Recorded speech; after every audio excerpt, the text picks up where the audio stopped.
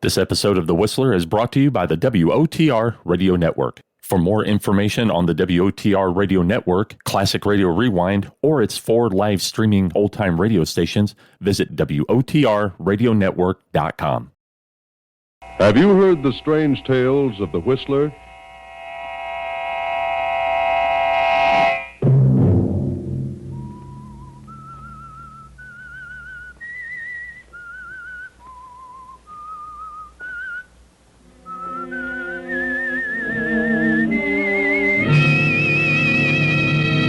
I'm the Whistler. Sylvia warned me. She told me about you. Now I know why. She was telling the truth. She knows you, Frank Gerard. She said you were no good. Another Sunday night, and again CBS presents The Whistler.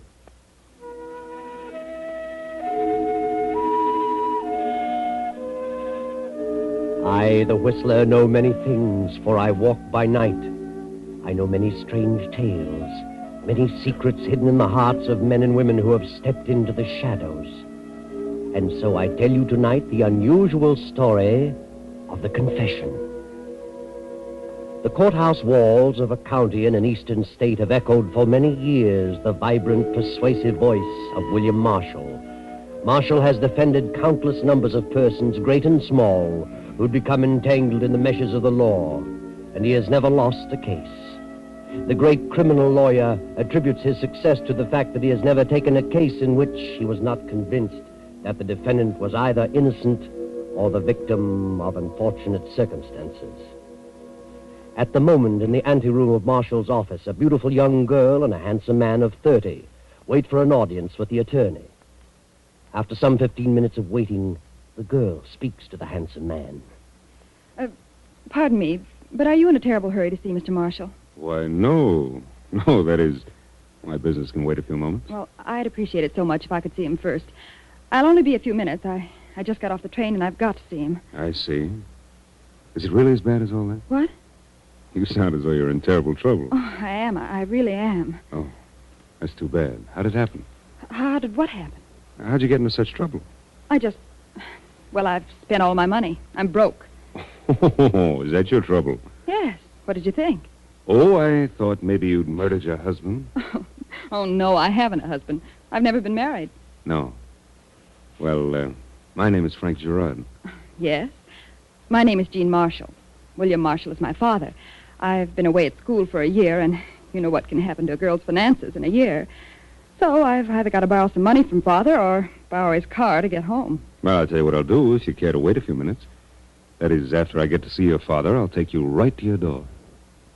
Well, I suppose it's all right. Are you a client of Father's, Mr. I Gerard? certainly hope to be. He's a busy man, but I hope he can find time to handle my business. All right. I live in Mission Hills. That's not far. I have nothing to do. I'd love to accommodate you. Then I won't be with Father over 1 minute. Your father will be right out, Miss Marshall. Jean, darling, I'm very glad you're home. But what are you doing at the office? I'm broke, Father. All right, here you are. Money, money, money. Sorry, darling. I wish I could talk to you a while now, but I've got to be in court in 20 minutes. See you at dinner. This gentleman is waiting to see you, Mr. Gerard. Oh, I see. Gerard? Well, come in, Mr. Gerard. See you at dinner, Jean. Yes, Father. Bye. Come along, Gerard. Gerard. Sit down. Seems to me I've seen you before, Gerard. Have you, Mr. Marshall? Where? Gerard. Wait a minute. I know now. You're Frank Gerard. That's right. Frank Gerard. What do you want? I want you to handle a case for me. What sort of a case? A murder case. Murder? Who did you kill, Gerard? Now, wait a minute. First, I want to know if you're going to handle the case. That depends. Who did you kill and what were the circumstances? And remember, I want the truth. I've got to know everything. All right. I killed Joe Barkowitz. Joe Barkowitz? So, that's what happened to Joe. Yeah. And the police are hot on the trail. And sooner than you imagine, they're going to trace it to me. In fact, they're on my trail now. And the evidence is going to be so strong against me because we were enemies that, well, I'm going to have a tough job convincing a jury. Convincing them of what? That I shot Joe Barkowitz in self-defense. Self-defense? You shot him in self-defense? Certainly, I'm not a killer. Self-defense. Do you expect me to believe that?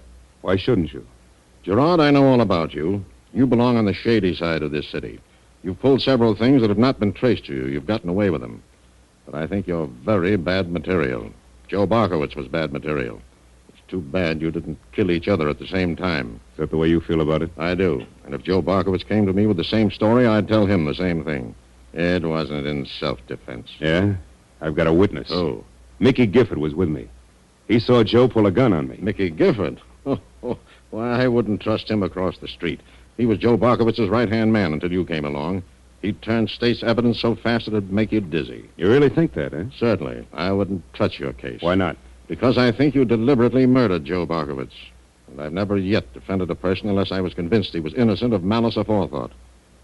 So you don't think I killed Joe in self-defense? No. I know you. I know all about you. Okay, Marshal, I'll find somebody else. Then find them. I'm not interested. You're making a big mistake, Marshal. A big mistake. I'm a busy man, Gerard. Good day. Okay, Marshal. Okay. Oh, Miss Marshall, I was longer than I thought I'd be. That's all right, Mr. Gerard. Where did you say you lived? Oh, yes, Mission Hills. Are you ready now? I certainly am. I've got some bags downstairs. Can you handle them? I'd be delighted, Miss Marshall. Come along. This is awfully sweet of you. How can I thank you? Oh, you don't have to thank me, Miss Marshall. It's a pleasure. A great pleasure.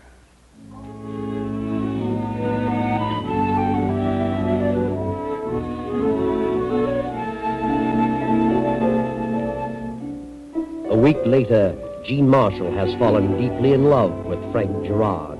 She has seen Frank night after night. Now, 2 weeks later, she has begun to stay out rather late. Too late, in fact, to please her beautiful stepmother, Sylvia, who has mentioned the matter to Mr. Marshall. Jean, dear, you've been getting in rather late quite a few nights in succession, haven't you? Well, yes. Lots of parties this summer, Father. They seem to break up unusually late. Sylvia says you came in around 3 this morning. Oh? Were you awake when I came in, Sylvia? Yes, I've been troubled with insomnia lately. Insomnia at your age. Well, you should do something about that, Sylvia. Who escorts you to these parties, Jean? Why do you always leave here alone? Oh, that's the way everyone's doing these days. Why? Gas rationing.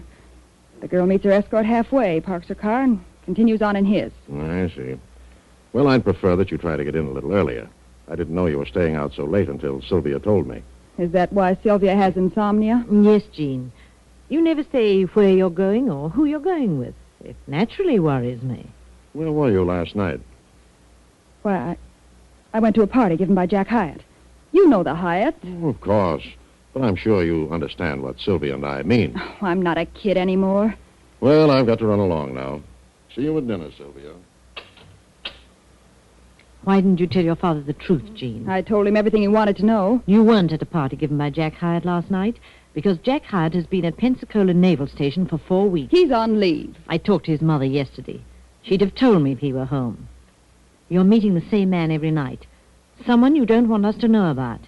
Oh, it has nothing to do with gas rationing. Either he doesn't want to come here or you don't want him to come. You're not my mother, Sylvia. And you're not so many years older than I am, so why don't you quit trying to mother me? Are you in love with this man?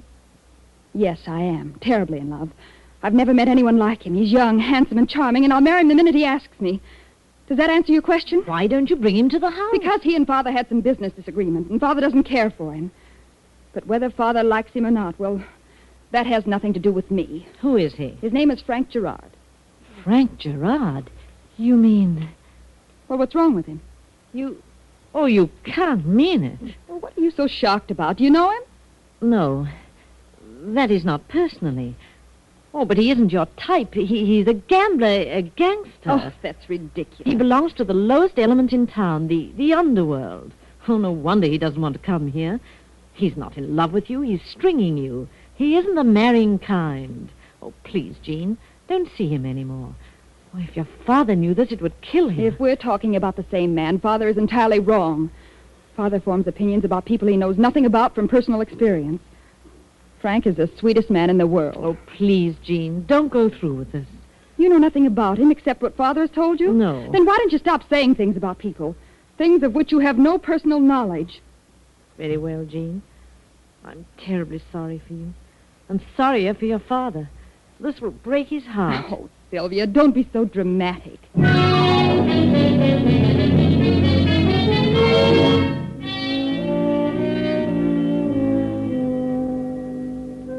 Now, several more days have passed, and Jean continues to see Frank Gerard, but never brings him to the house. Sylvia has said nothing about Jean's infatuation to the father for fear of the consequences. Then, one day, Frank Gerard has an unexpected visitor at his apartment.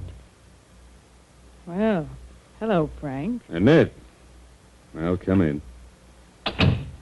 Haven't seen you around for quite a while. No, I've been awfully busy lately. Yeah? What's been keeping you so busy? Oh, one thing and another. I haven't heard from you in over 2 weeks. Lose my phone number? No. Why don't you use it? I told you I've been busy. I've been out of town a good deal. I subscribe to the Grapevine. You ought to know that I can find out everything I want to. Yeah? Frank, you're making one terrific mistake if you think I'm the kind of a gal who can be kicked into the corner like an old shoe whenever you take a notion. Who's kicking you around? What else would you call it? Now, look, you haven't anything to squawk about, Annette. You've had all the breaks for a couple of years. So, just like that, you decide you've seen me around a little too long. Now, your imagination's running wild. You're just working yourself up into a dither. You said it. And Frank, when I really get worked up, you'll see a dither that is a dither. You needn't get any louder. I've overlooked an incident or two before because they were mere flashes in the pan. But believe me, this time it's different. You've been listening to a lot of bunk. I know where you've been and what you've been doing since the last time I saw you. So what? I'm a woman, Frank. Oh, not from Vassar or Park Avenue. But when it comes to feelings and emotions, I'm just like any other woman. I don't care who she is. Waited and waited for that moment when we could be married. Married? No other woman will ever love you as I have. You belong to me, Frank. This Marshall girl has no right whatever, do you hear? That's not for you to decide. Oh, you don't love her. You've suddenly gone high hat. You'll only make a sap of yourself. You're just a natural-born troublemaker, Annette. Troublemaker? Yes. If you had any ideas about marriage, you concocted them yourself. I never mentioned the subject. I could kill you. What did you say, Annette? Frank Gerard, if you marry this Marshall girl, if you even see her again, I'll kill you. Kill me? Yes. I think you're bluffing, Annette Laverne. I'll show you. I intend to see Jean Marshall many, many times. And if I should decide to marry her, I will. So long, Frank. I'll be seeing you. Yeah. You better change your face before you get outside. You might scare somebody.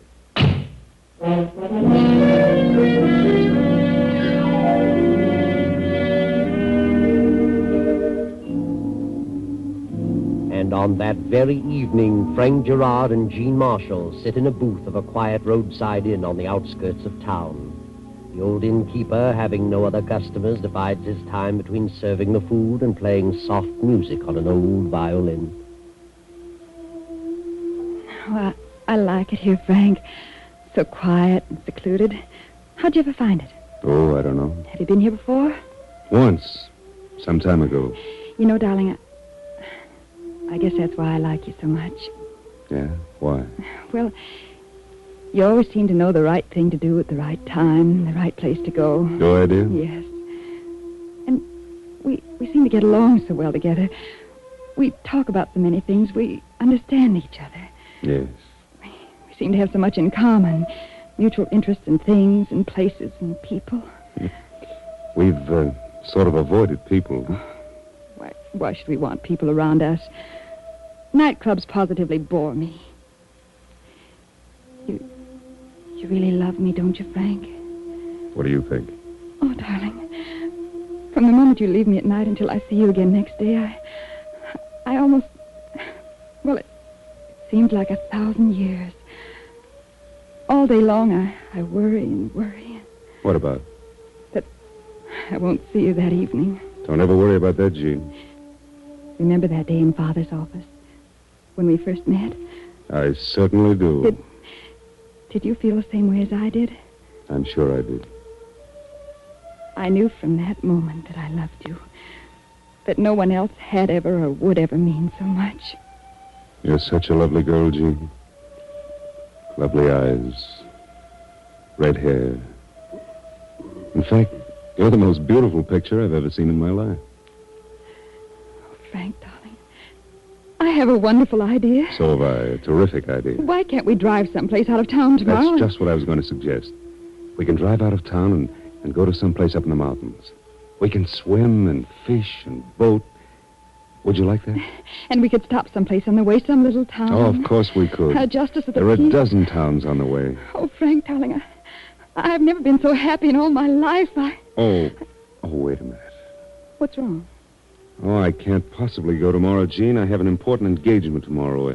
A business engagement. It's very important. I've got to keep it. Oh, Frank. We can leave the next morning early. Won't that be all right, dear? Well, I guess it'll have to be all right. Good. And I won't see you until morning after tomorrow because, well, I'll be tied up all tomorrow evening as well. Oh, darling. I can't help it. I don't like it any more than you do. All right. Guess I can stand it. Tomorrow morning and all day tomorrow and tomorrow night. Well, I guess I can pull through. I'll see you at the usual place day after tomorrow. What time? We better start early. Say, 8 o'clock. I'll be there, darling.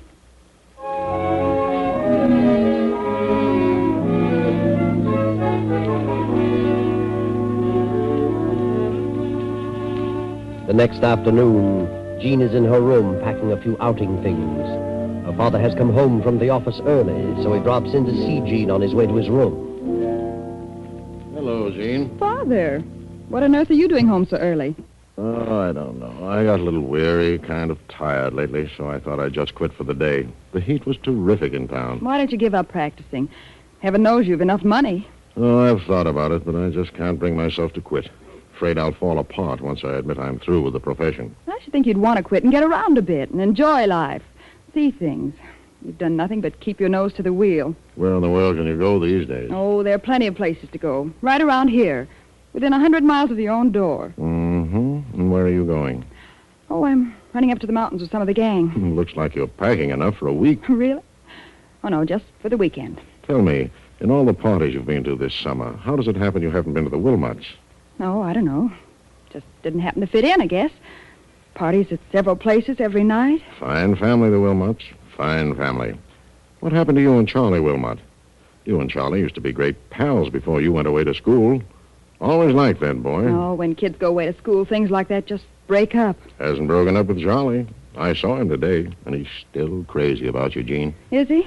Yes, he said he'd tried and tried to talk to you on the phone, but you were never in. Maybe I wasn't. I'm taking Charlie into my firm as junior partner next week.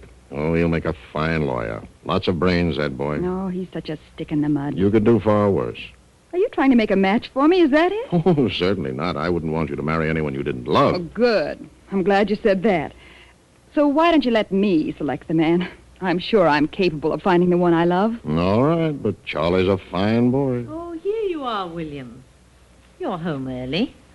Don't you feel well? Well, you know. Oh, you're awfully pale, dear. You've had another one of those dizzy spells. Yes, doctor said it's just my liver. Take it easy over the weekend. Jean's going up to the mountains for a few days. Mountains? Yes. Well, I think I'll take a nap until dinner. When did you decide to go to the mountains, Jean? Last night?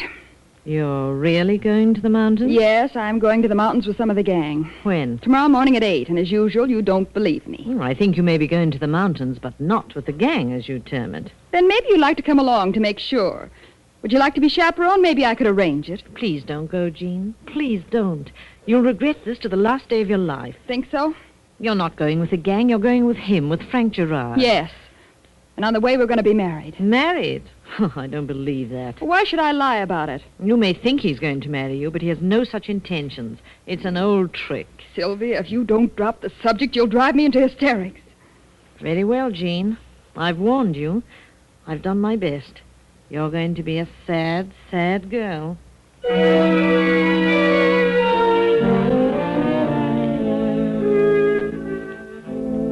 The afternoon passes and evening comes. Frank Gerard in his apartment lolls and considers the past and the future. Then, as he prepares a drink, there is a soft knock at his door. Good evening. Good evening, Mr. Gerard. Well, please come in. What can I do for you, Mrs. Marshall? I want to talk to you. Yes? Well, make yourself comfortable. Oh, what a beautiful gown, Mrs. Marshall. Thank you. I haven't seen you for some time. How long has it been? It's been 4 years, Mr. Gerard. We met last in a nightclub with a group of mutual friends. Oh, yes. Yes, indeed. You were captivating that evening, and may I say you're most charming tonight? What a line. I've often wondered if I'd ever see you again. Have you? Well, here I am. And I'm flattered. Highly flattered. And just as conceited as ever. Very happy you're here. You won't be when you hear why I came. No? Oh, how disappointing. I was sure you came just to see me. Me alone. I did come to see you alone. Are you alone? Well, of course. You're perfectly safe here, Mrs. Marshall. Mrs. Marshall. The Mrs. Marshall of the Blue Book. Sylvia de Levante. Remember the Club National in Detroit? The Folie Nationale, starring Sylvia de Levante, direct from London. I can see it now. So can I. What of it? Does your husband know all about that? He does. I doubt it. Maybe he'd be interested to know, huh? I don't scare, Mr. Gerard. And why are you on the defensive?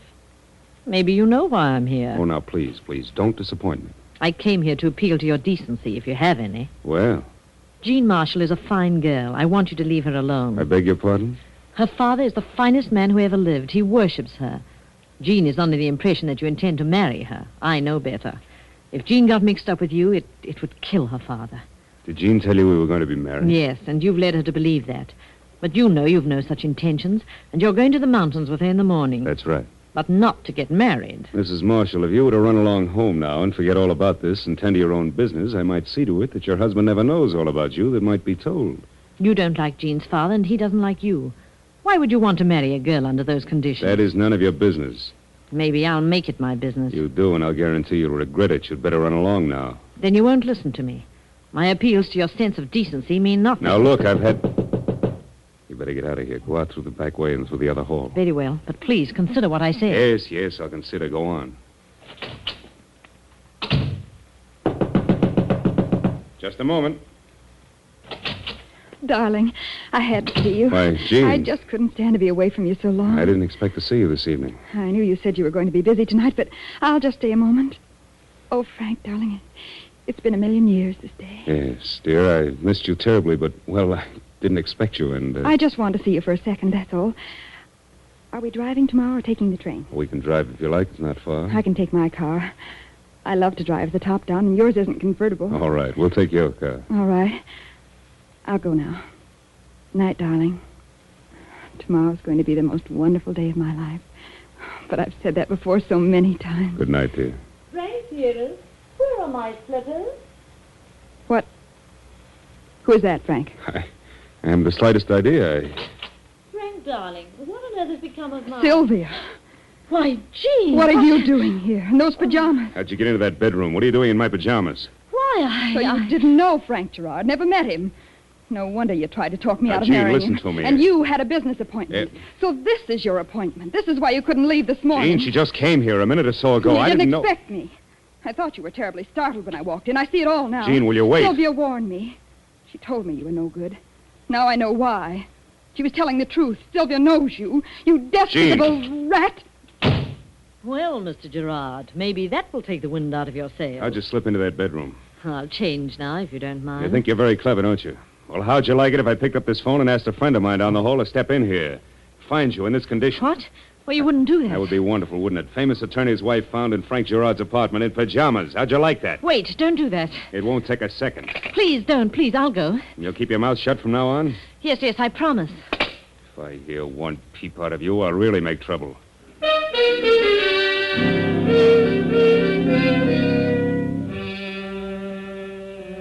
Next morning, Sylvia Marshall gets a call to come to the apartment of Frank Gerard. A few moments after her arrival, Attorney Marshall gets a call at his office to come to Gerard's apartment. Now, Sylvia's talking to Captain Brent from headquarters. But why have you called me here, Captain Brent? Frank Gerard was killed last night. His body's in that bedroom. What? And on the floor of the bedroom, we found this locket with your name on it. Pictures of you and your husband. But how could that have happened? That's what we wanted to ask you about. How do you think your locket could get here? I haven't the slightest idea. Oh, hello, Captain. How are you, Bill? This is my daughter, Jean. Sylvia, what are you doing here? I sent for her, Bill. Frank Gerard was murdered. Murdered? We found your wife's locket on his bedroom floor. I don't like to stir up more trouble than necessary, so I called you. Here's the locket. This is yours, Sylvia. How did it get here? Did you know Gerard? Yes. I knew him. Years ago. What were you doing here? I came here to talk to him. What about? This is serious, Silver. The truth now. Would you like to tell them, Jean? What does Jean know about it? Go ahead. Tell them, Jean. Very well. I came here to talk to Frank Gerard last night because Jean had fallen for him and was going to the mountains with him for the weekend. She thought he was going to marry her, but I knew better. That's how my locket got here. Jean, is this true? Frank Gerard? She's lying. I was here, but I learned she was in love with Frank, and I came here to persuade her to give him up for your sake. She was here when I came in the bedroom in pajamas. Sylvia. That's right. I thought I could convince her that he was no good. So when Jean knocked, I slipped into the bedroom instead of out of the back door, put on the pajamas, and stepped into the living room.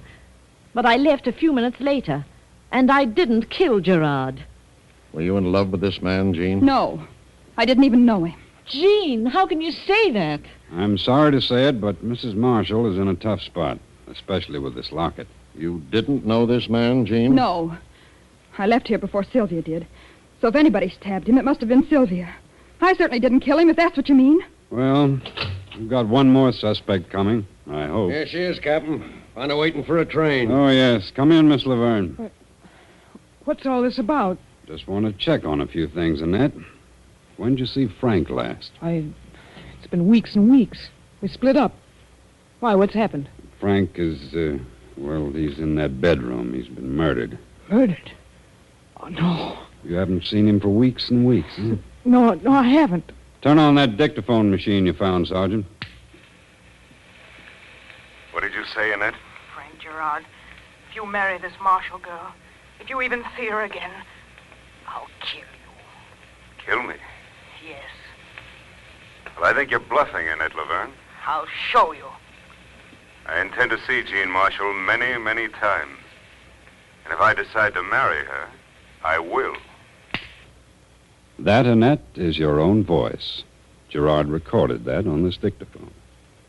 You threatened his life, didn't you? Yes, but I didn't shoot him. I couldn't have killed him. I loved Frank. That, Miss Annette Laverne, is the most conclusive evidence I've ever come across. I didn't kill him. I didn't, I tell you. Come along, Annette. Sorry, but there's nothing else I can do.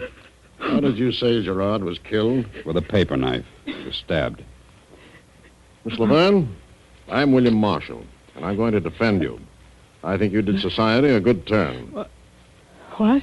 If you consent, I'll defend you. And from what I know of this case, I'll practically guarantee that you'll be acquitted. How about it? May I help you? Yes, but I'm innocent. You're innocent of any wrong as far as I can see. I think what you did is pardonable. Yes, Mr. Marshall, so far as you can see, Annette did a good deed. Gerard was a blot on society. The evidence is conclusive against her, but you'll get her an acquittal. And why? Because you know she deserves an acquittal. She didn't kill Gerard, but you know who did. Yes, your daughter, Jean. And how do you know? Because Jean was the only person who knew how Gerard was killed. Jean said that if anybody stabbed Frank, it must have been Sylvia. Nor did mention how he was killed. So if Jean knew he was stabbed, she must have been in the room. But Gerard is out of the way now. He'll be no further trouble to anyone.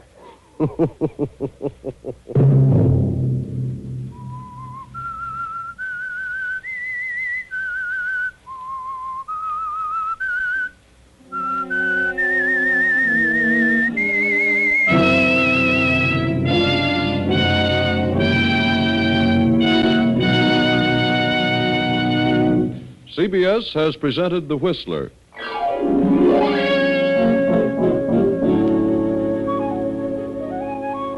Original music for this production was composed and conducted by Wilbur Hatch. The Whistler is written and directed by J. Donald Wilson and originates from Columbia Square in Hollywood. Next week, same time, I, the Whistler, will return to tell you another unusual tale. Good night.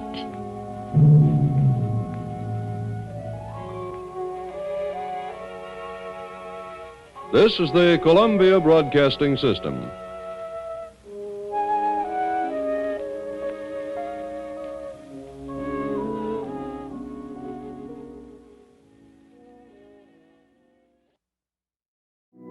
You're listening to the WOTR Radio Network.